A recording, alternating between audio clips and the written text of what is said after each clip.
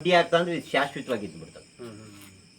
ಇದಕ್ಕೆ ಟ್ಯೂಬ್ ಸಿಸ್ಟಮ್ಗೆ ಹೋಗ್ಬೇಕು. ನಮಗೆ ಗ್ಯಾಸ್ ಅಲ್ಲೈತೆ, ಇದ್ರಾಗ ಅದ್ಭುತವಾಗಿ ಟ್ಯೂಬಿಗೆ ತುಂಬ್ಕೊಂತಾವ್. ನೀವು JCB ಟ್ರ್ಯಾಕ್ಟರ್ 4 ಟ್ಯೂಬ್ ಇಟ್ಕೊಂಡ್ರೆ ಒಂದು ಮನೆಗೆ ಸಾಕು, ಎತ್ಕೊಂಡು ಹೋಗ್ಬೋದು. ನೀವು ಎರಡನ್ನ ತುಂಬಕ್ ಬಿಡ್ಬೇಕು, ಎರಡನ್ನ ಮನೆಗೆ ತಗೊಂಡು ಹೋಗ್ಬೇಕು. ಯಾಕೆ ತೋಟದಾಗ ಇದಿರ್ತೈತೆ, ಗ್ಯಾಸ್ ಊರಿಗೆ ಬೇಕಾಗಿರ್ತೈತೆ. ಅವಾಗ ಈ ಸಿಸ್ಟಮ್ಗೆ ಹೋಗ್ಬೇಕು ನೀವು.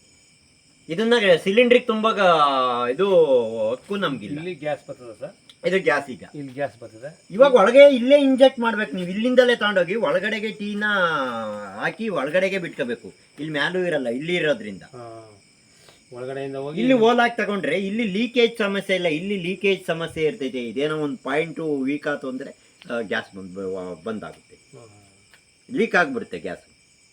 ಇದು ಇಂಡಸ್ಟ್ರಿಯಲ್ ಮೇಡ್ ಆದ್ರಿಂದ ಟ್ಯಾಂಕು ಲೀಕೇ ಪ್ರೂಫ್ ಆಗಿರುತ್ತೆ. ಈಜಿ ದಬ್ಬ ಹಾಕಿರೋದು ಅಷ್ಟೇ ಟ್ಯಾಂಕ್ನ. ನೀವು ಒಂದು ಟೂಲ್ಸ್ ಮಾಡ್ಕೊಂಡ್ರೆ ಇದು 5 ಇಂಚ್ಕೋ 6 ಇಂಚ್ಕೋ ಪೈಪ್ ಇಟ್ಕೊಂಡ್ರೆ ಕಾಯಿಸಿ ಇಟ್ಕೊಂಡ್ರೆ ಅದು ತೂತಾಗ್ತದೆ. ಈಜಿ ಕೆಲಸ ಇದು. ಇದು ಸಹ ಈಚೆಗೆ ಸ್ಲರಿ ಇಲ್ಲಿ ಬರ್ತದೆ. ಸ್ಲರಿ ಇಲ್ಲಿ ಬರುತ್ತೆ. ಇದ್ರೆ ಅರ್ಧ ಅಡಿಲಿ ಸ್ಲರಿ ರಿಲೀಸ್ ಆಗುತ್ತೆ. ಇದು ಸರ್ ಇದು ಅದು ಏನಾನ ಕಟ್ಗೆ ಅಂತ ಅಂದ್ರೆ ಅಲ್ಲಿಂದ ಕ್ಯಾಪ್ ತೆಗೆದು ತಿವಿದ್ರಿ ಏಕ ಕ್ಲೀನ್ ಆಗಿ ವರ್ಷಕ್ಕೊಂದ್ಸಲಿ ತೆಗೆದ್ರೆ ಅದೇ ಸರ್ವಿಸ್ ಆಗುತ್ತೆ. ಮಣ್ಣು ತುಂಬ್ಕೊಳ್ಳುತ್ತೆ. ಅದು ಓಲ್ಡ್ ಮಾಡ್ಲಿಕ್ಕೆ ಸಿಗಾಕೊಂಡಾಗ ಮಾಡೋದು. ಇದ್ರಾಗ ಸಿಗಾಕಣಲ್ಲ. 5 ಇಂಚ್ ಹೋದಾಗ ನಿಮ್ಗೆ ಸಿಗಾಕಣಲ್ಲ, 3 ಇಂಚಿಗೆ ಸಿಗಾಕೊಂತ. ಯಾಕೆ ತಪ್ಪೆ ಸರಿಯಾಗಿ ಕಲಿಸ್ತಿದ್ದಾಗ ಕುಡಿ ಮಾಡಿದ್ರೆ ಇಲ್ಲಿ ಬಂದು ಲಾಕ್ ಆಗ್ತವೆ. ಇದು ಹೈಟೆಕ್ ಮಾಡ್ಲಿ. ಇದು ಅದು 12 ನಿಮಿಷ ಬಂದ್ರೆ ಇದು 20 ನಿಮಿಷ ಬರುತ್ತೆ. ಹೊಸ ಮಾಡ್ಲಿಗ ಅಷ್ಟೇ ಸಗಣಿಗೆ ಇದು 20 ನಿಮಿಷ, ಇದು 20 ನಿಮಿಷ, ಇದು 20 ನಿಮಿಷ ಹಂಗೆ ಹೆಚ್ಚಾಗ್ತಿರ್ತದೆ. ಅಷ್ಟೇ ಸಗಣಿಗೆ ಈಗ ನೀವು ಇದನ್ನ ಇಲ್ಲಿ ಓಲಾಕಿ ಹಿಂಗೆ ಒಳಗಡೆ ತಗೊಳ್ರಿ ಅಂತ ಒಳಗಡೆಗೆ ಕೊಟ್ಬಿಡ್ರಿ ಔಟ್ಲೆಟ್ ಕೊಟ್ಬಿಟ್ಟು ಇಲ್ಲಿ ತಗೊಳ್ಳಲ್ಲ. ಇಲ್ಲ ಆಚೆಗೆ ಒಳಗಡೆ ಬಿಡ್ಬೇಕು. ಇಲ್ಲಿ ತಗೊಳಂಗಿಲ್ಲ, ಇಲ್ಲೇನು ಬೇಡ ಇಲ್ಲಿ ಅಂತ. ಇಲ್ಲಿ ತಗೊಂಡು ಒಳಗಡೆಗೆ ಹಿಂಗೆ ಸೆಂಟ್ರ್ ಟ್ಯಾಂಕಾಗಿ ಹಿಂಗೆ ನಿಲ್ಲಿಸ್ಬೇಕು ಟೀ ಹಾಕಿ. ಅವಾಗ ಇಲ್ಲಿ ಇದೆಲ್ಲ ಅಳ್ಳಾಡೋದು ಇದೆಲ್ಲ ಇಲ್ಲ. ಇದಕ್ಕೆಲ್ಲ ಕಾಂಕ್ರೀಟ್ ಹಾಕ್ಬಿಡ್ರಿ. ಇದೆಲ್ಲ ಮೆಸ್ ಕಟ್ಬಿಟ್ಟು ಮಡ್ಡಿ ಹೊಡೆದ್ಬಿಡ್ರಿ. ಗ್ಯಾಸ್ ಇಲ್ಲೇ ಇದು ಮಲ್ಟಿ ಪ್ಲಾಂಟ್ ಇದ್ರೆ ನಿಮ್ಗೆ ಮೀಥೇಲು 100% ನಿಮ್ಗೆ ಇದಾಗುತ್ತೆ. ಅದು ವೇಸ್ಟ್ ಆಗೋಗುತ್ತಲ್ಲ ವಾತಾವರಣಕ್ಕೆ. ಅವ್ರ ಮನೆ ತಗೊಲ್ಲ, ಮತ್ತೆ ಯಾಕೆ ಎರೆಹುಳ ಬರಲಿಲ್ಲ? ಯಾಕೆ ಬರಲಿಲ್ಲ ಅಂದ್ರೆ ಮೀಥೇಲ್ ಇದ್ರೆ ಅದು ಬರಲ್ಲ.